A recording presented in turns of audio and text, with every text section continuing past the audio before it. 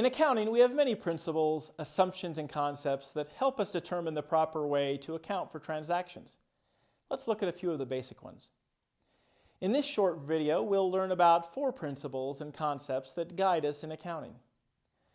The economic entity concept tells us that a business, regardless of how small, is a separate economic entity from its owners or owner. So the transactions for Dave's household and Dave's part-time hot dog stand must be accounted for separately.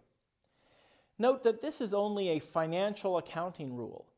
Legally and for tax purposes, there may be no difference between the transactions for Dave's household and Dave's hot dog stand. But there is for financial accounting purposes and the preparation of financial statements.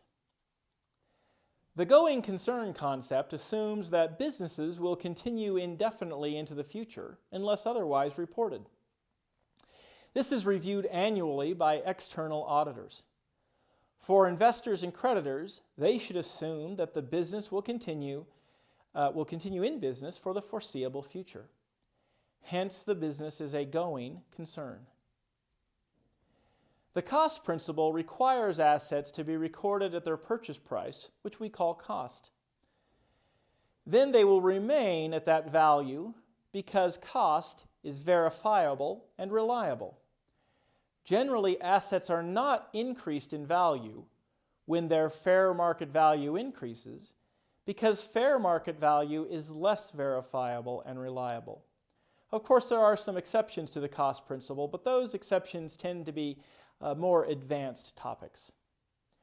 Financial transactions must be recorded and reported in a stable, accepted currency, usually of the country where the business operates, but dollars, euros, and pounds are also acceptable. In the U.S., amounts are recorded in dollars. The dollar is considered a stable unit of measure.